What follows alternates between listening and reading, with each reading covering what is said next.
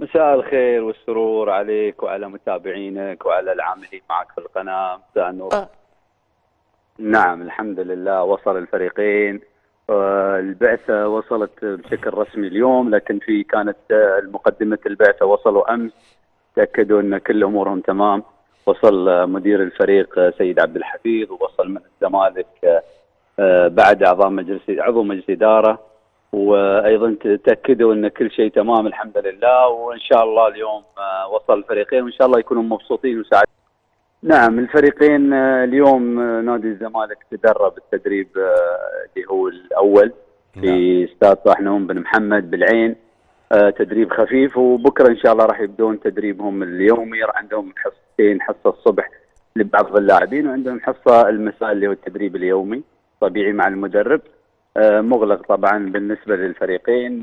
تحضيرات وتجهيزات البطوله كبيره، الفريقين كبار، تنافس انت عارف، الزمالك والاهلي، الاهلي طبعا. والزمالك. ايوه. يعني ما شاء الله يعني الكل متحمس للمباراه، فاكيد يعني عندهم اصرار كبير على الفوز. فشويه في تحفظ كثير من الفريقين انهم يحبون يكونون بروحهم، يحبون يكونون في تركيز عالي، وهذا شيء من حقهم، وان شاء الله الله يوفقهم كلهم يا رب. من شهر 8 بدأوا، لما اعلنا الخبر بدأت يعني اليوم انت تعرف اي حدث رياضي ايوه. بالنسبه لجمهوريه مصر العربيه ياخذ حجمه، فما بالك بالسوبر وبين قطبي الكره المصريه او قطبي الكره العربيه بشكل عام.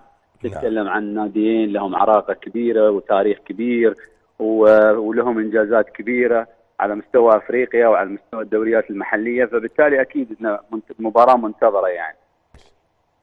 راح تكون يوم الخميس ان شاء الله، راح يبدا البرنامج من الظهر، المؤتمر الصحفي الساعه 2 لمدرب نادي الزمالك، وبعدها راح يكون 2 ونص لمدرب النادي الاهلي، وان شاء الله راح يكون الساعه 6 ونص تدريب لنادي الزمالك الرسمي على الملعب، والنادي الاهلي راح يكون الساعه 8 في الليل. اكيد اولا يعني وجودكم عندنا ووجود اليوم القطبين الفريقين، اكيد ان هذه احتفاليه بحد ذاتها، انت الله تتكلم يخليك. عن ناديين كبار.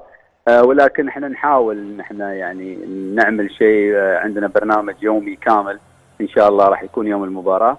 انت تعرف اليوم في مناسبه عظيمه بين البلدين لمرور 50 سنه من العلاقات المصريه الاماراتيه، طبعا. فراح ان شاء الله نحتفل فيها ايضا في الملعب. راح نفتح الملاعب قبل المباراه ب3 ساعات، راح يكون في مهرجان برا الملعب حوالينا اللي هو الفانزون، راح يكون في فلكلور مصري وفلكلور اماراتي وفلكلور عربي بشكل عام.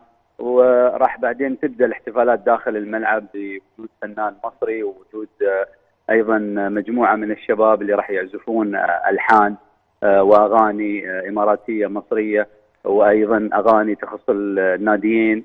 وبعدها ان شاء الله راح تبدا المهرجان من العاب ناريه واحتفالات ليزر، وان شاء الله يا رب يكون يطلع بالشكل اللي الكل يريده يعني.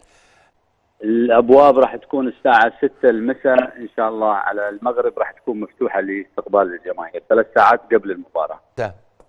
شوف الملعب بشكل عام هو اغلب التذاكر العامه خلصت. التذاكر المتبقيه اللي هي تبقى في الاماكن الرسميه او الاماكن اللي هي الكبائن اه. المغلقه بالفي اي بي، في كذا كبير في كذا كرسي، نعم. باقي قليل جدا يعني. لكن الملعب بشكل كامل ان شاء الله راح يكون احمر وابيض او ابيض واحمر.